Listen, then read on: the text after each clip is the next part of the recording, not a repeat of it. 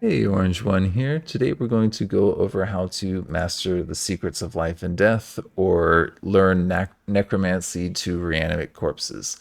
So you need to be standing over an item, and if it's on a pedestal like this, you can look at it, but you can't read it until it's in your inventory. So I am just clicking on the tile that I'm on right now with the right click and I can pick this up. Now it's in my left hand. So if I hit I and go to my inventory, now I can see it in my inventory.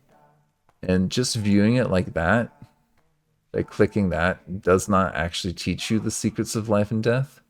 You need to go over here and click on these three dots and do read. So, yeah, it's kind of a little bit finicky to actually learn the secrets of life and death. But then once you have it, you go to animate corpse and you can click on a tile and then you can select this either by clicking on it or hitting A. So there's a couple different ways to reanimate these. Um, Sometimes the game crashes, I found with this. I don't know if it's the necromancer that's also on the site here, but this is not a necromancer tower. We'll go over specifically how to go about finding a good location, but this location right here had an artifact on it, and I knew that it was there using Legends mode. I have a whole different video that goes over more specifically how to do that. I'll go over it in the end of this video, but I'm going to show also a different slab in just a little bit. Also, in addition to that ability, there is the ability to raise a gaunt corpse, which is a slightly different ability. These guys, if you're familiar with my series um, with my fortress mode, I have Planet of Necromancers there that I've trapped, and they will randomly select between one of those two abilities. And each one has a slight cooldown, actually. So you can't use them immediately after using one. So if I use that ability and go back to my abilities, I can also raise a gaunt corpse immediately after. But they have like a bit of a cooldown. I think yeah, it's like 1 or 2 turns. So yeah, that's how you get corpses. These guys should be friendly to you as undead, and you being now a necromancer. So if you look at your name, you should have necromancer added here. I did not have that before I learned the secrets of life and death, but you can see that that is something that I have right here. My recent memories is a character now. So yeah, being a necromancer also, if you look here, I am no longer hungry or thirsty, which I was beforehand. Doesn't matter for a necromancer, which is awesome if you like just being like a power hungry combat character. Being a necromancer is a pretty nice way. Oh, all right. As I said, the game's a bit unstable. Right now, it's currently June, uh, playing the beta. So, yeah, it's gonna crash from time to time.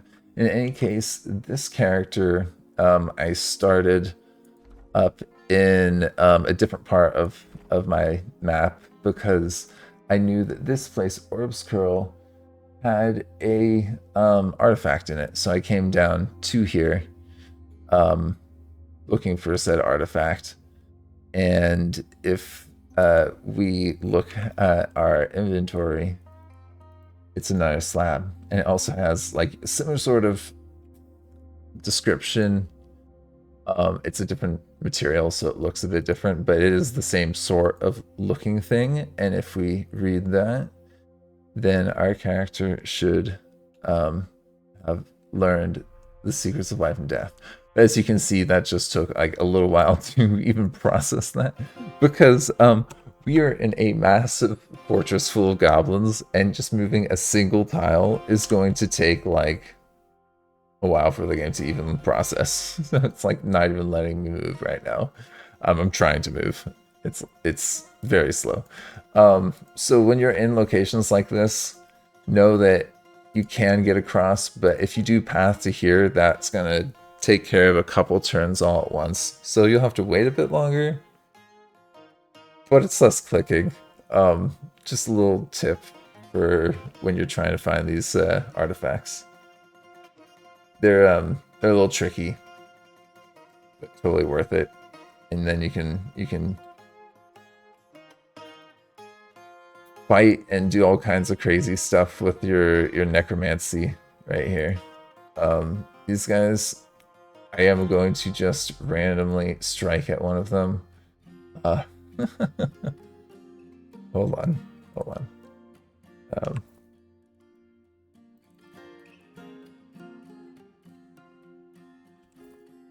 let me just drop that.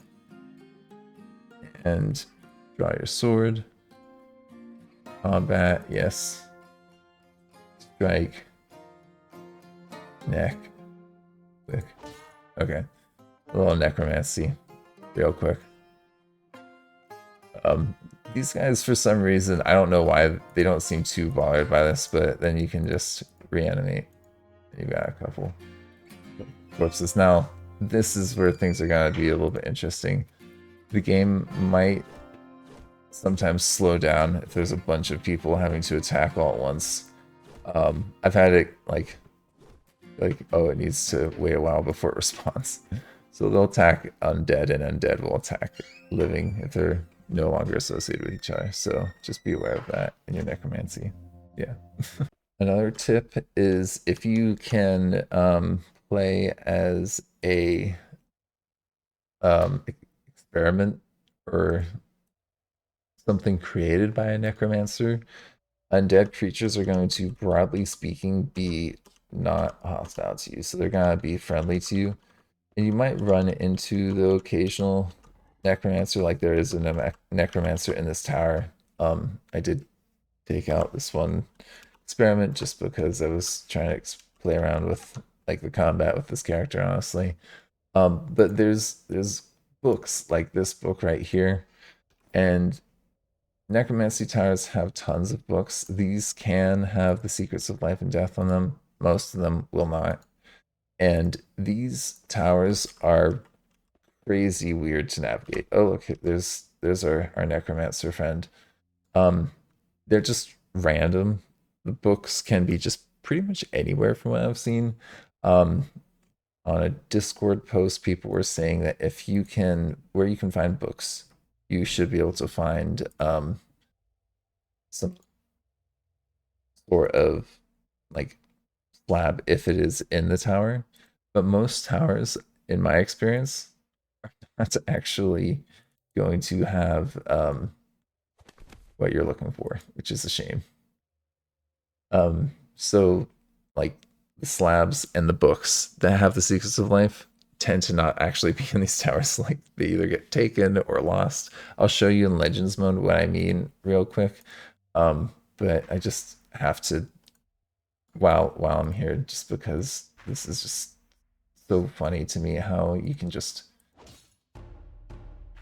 totally mess up these necromancers if you are one of these dudes and like relatively get away with it, and it's fine. So you can just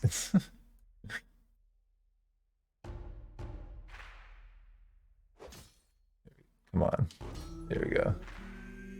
Okay, he's fallen over. He's lost his items. So now this dude, he's a necromancer. We can tell him that we want him to surrender, and we can talk to him. And now he said, I'm one of his soldiers. Oh, okay. Interesting. Okay. You first, coward. I don't know. I thought that we'd fight no more. Okay. So let's see. He won't join me for adventure in any case. Yeah. Necromancer Towers, random books. kind of crazy to navigate. Let's go to Legends mode. So to actually go about finding these items, you're going to want to be like starting a new game in a world that you're going to be going into. It could be different saves. I've got like a ton of different saves of the same world. It's still like the same locations, but different times basically. So I might take my most recent timeline so you can see the year there and look at the Legends mode and then look at where these items might be. I do have a whole video where I've done this already and talked about this already, so I'm going to be talking more specifically to the items that we are looking about at today. So if I go into Legends mode, and we just look at some locations. And these locations might be locations that you've seen in adventure mode on the map and you know the name of. So for example, I know Slap Blazes is Necromancy Tower nearby me. Alistari, I don't know, whatever. That I have a bunch of those creatures from there, so I am very familiar with the name. So this location has a necromancer who founded the location. There are a bunch of other necromancers that joined, but the one who founded it usually is someone who prayed to a god. The god taught them, or gave them an item where they read. It gave them the ability to revive. Gave them the secrets to life and death. So this item, the Spry Tome, is the item that we started the tutorial with in Body Flare. This is the tome that we were just at in the very beginning of the tutorial with our bearer person. So this is that item that we used to revive ourselves. We knew where the item was and where it was most recently stored. And so we knew where to go. Beyond that, it was mostly kind of just wandering around that location because it is pretty random. So you can have some idea about things, but it's difficult. Now you might know of a certain location that has an artifact. Like I know this has an artifact in it, but there's a ton of history in this location. This was that goblin fortress that we were just looking at, and you can try and find this, but it's better if you know the name of the item that you're looking for. Typically when you have something like this, because there's just so many. So there's keywords like dead and tomes. If you can search for those keywords, then that's very, very useful. And you can see that this is another slab right here. This is the one that we had with our like bird person necromancer in the goblin fort. That it was stored there in Orbs Curl. And so those are some pretty good options. Now I do have two other ones that I want to show you of why some of the stuff can be hard to find. Give me a second though, because I need to get the names. So there was another tower, Necromancer Tower, that I knew of on the map, and I was looking at that location, Amberol. This is a tower right here. You can kind of look for towers. And this tower, I was hoping that it had books or something that had the secrets of life or death in it. It unfortunately did not, but I thought it might. But if we look at the Skull of Wasting, this it was taken by a dragon to its lair, where it still remains. But now there is a Cyclops living there. The dragon died. Dragon took this thing, went off, and was killed somewhere by an elf. In Bell Glimmers. So yeah, items get taken, they get put in lairs, people die. And it may be difficult to find that lair on the map. If someone knows a good way to do that, please let me know. because I'm trying to figure that out right now. I might try and do a video on it. Yeah. Once I do figure that out. So there's all kinds of ones. And there's another tower that I think I had. Let's see what it was. Okay, and then we've got one more tower. This is Lucid Tomes Solon here. He wrote had the Crypt of Bones here, and it was stored there, and that is where it apparently remained. But that was the tomb, and that was the guy that was beating up, because I was like, where is this artifact? And it's not on him. And I can't find it in the tower, and I've looked all over. Trust me, I spent a while trying to get ready for this video, looking in that tower, and I couldn't find it. So there might be books. There might be quite a few books in a tower that have the secrets of life and death. And if you search for those keywords like murder or tomb, those kinds of words, when you're looking in the scrolls, is going to help you find some of these things, but it is really hard to get all of them, to be honest. And a lot of them get lost.